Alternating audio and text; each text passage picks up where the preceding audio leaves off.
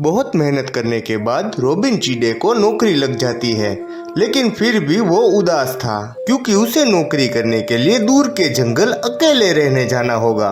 उसकी पत्नी टाइनी उसे समझाती है, रॉबिन जी, बस थोड़े ही महीनों की तो बात है, उसके बाद आपकी नौकरी हमेशा के लिए हमारे जंगल में हो जाएगी।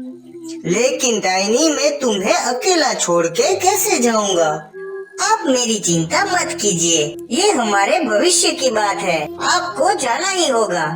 ठीक है टाइनी, मैं जाता हूँ, लेकिन मुझे तुम्हारी बहुत याद आएगी। मुझे भी रॉबिन। अरे हाँ, थोड़े दिनों में तो दिवाली आ रही है, आपको कुछ दिनों की छुट्टी मिलेगी, तब हम दोनों घूमेंगे फिरेंगे और बहुत मजा करेंगे। आप बस छुट्टी मिलते ही जल्दी से वापस आ जाइएगा। ठीक है टाइनी, जैसे ही दिवाली की छुट्टी होगी मैं तुरंत ही घर वापस आ जाऊंगा। ये कहकर रॉबिन अपना सामान लेके नौकरी करने चला जाता है। कुछ दिन बीत जाते हैं। रॉबिन जी, कैसे हैं आप? कितने दिनों से फोन कर रही हूँ, आपका फोन लगता ही नहीं है। सब ठीक तो है ना? हाँ टाइनी, चिंता की कोई बात नहीं है, यहाँ फोन का नेटवर्क नहीं मिलता, इसीलिए किसी से बात नहीं हो पाती। मुझे तुम्हारी बहुत याद आ रही है। मुझे भी यहाँ कुछ अच्छा नहीं लगता आपके बिना। ये बताइए, दिवाली की छुट्टियाँ कब से शुरू हो रही है? कल आखिरी दिन है, मैं अपना काम खत्म करके सीधा घर के लिए निकल जाऊंगा। क्या बात है, ये तो आपने बहुत अच्छी बात की, मैं बहुत खुश हूँ। दूसरे दिन रॉबिन काम पे जाता है और उसके साहब उससे कहते हैं, रॉबिन, तुम्हें आज टुनटुनी नाम की चिड़िया को यहाँ साइन करने लाना है। लेकिन साहब, आज से तो दिवाली की छुट्टियाँ शुरू हो रही है, इसलिए मुझे अपने घर के लिए आज जल्दी निकलना है। वो मुझे पता है, लेकिन ये काम खत्म किए बगैर तुम कहीं नहीं जाओगे, वरना तुम्हें हमेशा के लिए छुट्टी दे दूंगा, ठीक है? अरे नहीं नहीं साहब, मैं अभी टुनटुनी को लेके आता हूँ। रॉबिन टुनटुनी चिड़िया के घर पहुंच जाता है।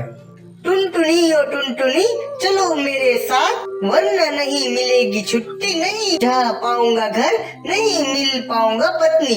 मैं तुम्हारे साथ चलूंगी, लेकिन बाहर बहुत धूप है, तुमको मुझे गाड़ी में ले जाना होगा। कोई बात नहीं टुनटुनी, मैं अभी गाड़ी का बंदोबस्त करके आता हूँ।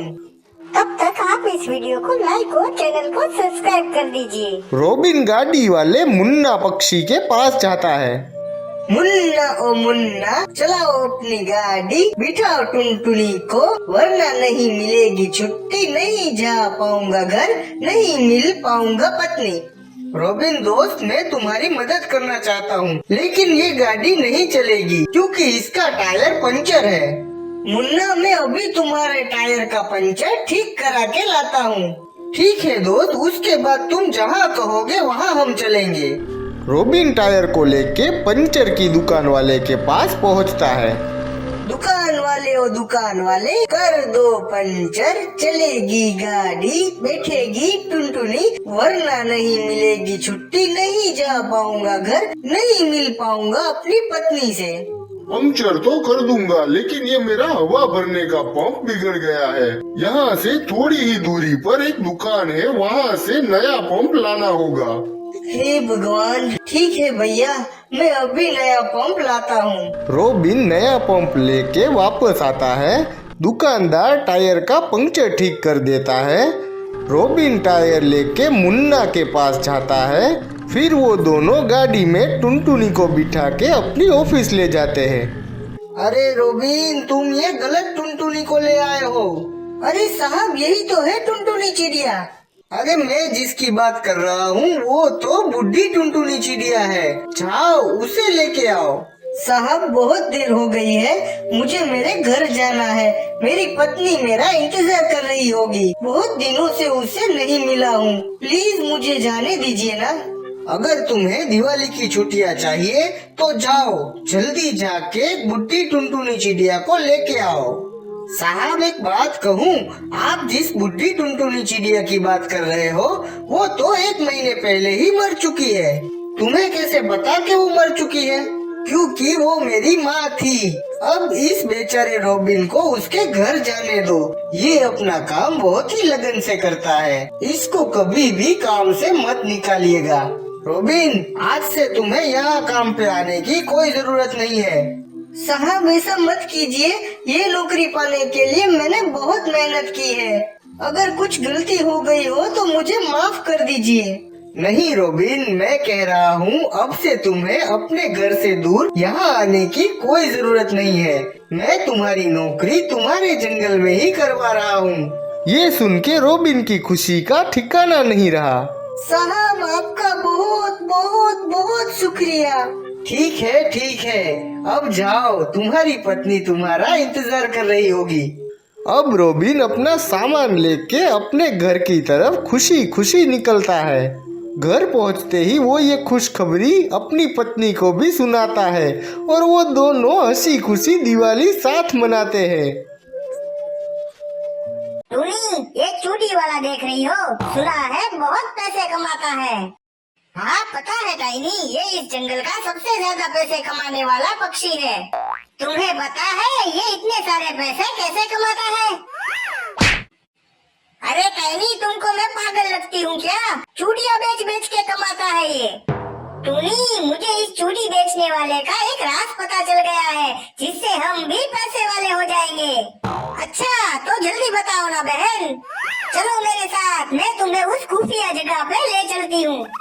टूनी टाइनी को अपने साथ एक पेड़ के पास ले जाती है। अरे इस पेड़ पे तो चूड़ियाँ उग रही है। हाँ, क्योंकि ये पेड़ जादुई है। वो चूड़ियाँ बेचने वाला भी इसी पेड़ से चूड़ियाँ तोड़ तोड़ के इतना बड़ा पैसे वाला हो गया है। तो फिर इंतजार किस बात का? चलो हम भी इस पेड़ की सारी चूड़ियाँ तोड़ के पैसे कमाने लगते हैं। इसीलिए तो हम यहाँ आए हैं। जैसे ही वो दोनों पेड़ के पास पहुँचती है, अरे रुको रुको, कौन हो तुम दोनों और यहाँ क्या कर रही हो? अरे पेड़ भाई, हमको आपके पेड़ पे होगी ये चूड़ियाँ चाहिए। अरे लेकिन मैं इन चूड़ियों को तुमको क्यों दूं? हमको क्यों नहीं दोगे? उस चूड़ी बेचने वाले को तो रोज देते हो। उसने तो मुझे उगाया है, कई महीनों तक उसने मुझ पे पानी डाला, तब जाके मैं उगा हूँ। तो मुझ पे लगी इन चूड़ियों पे हक उसका हुआ ना। ठीक है, तो आज से हम भी तुम पे रोज पानी डालने आएंगे। बस हमको तुम्हारी चूड़ियाँ दे दो। चली जाओ, मैं तुमको मेरी एक भी चूड़ी नहीं दूंगा। मेरी चूड़ियाँ सिर्फ और सिर्फ मुझे उगाने वाले के लिए है। टाइनी, चलो थोड़ा दूर जाते हैं, मुझे तुमसे एक बहुत ही जरूरी बात करनी है। ये पेड़ तो बहुत ही जिद्दी है, लगता है ये ऐसे नहीं मानेगा। हमको अपनी उंगली टेढ़ी करनी पड़ेगी। क्या करना पड़ेगा?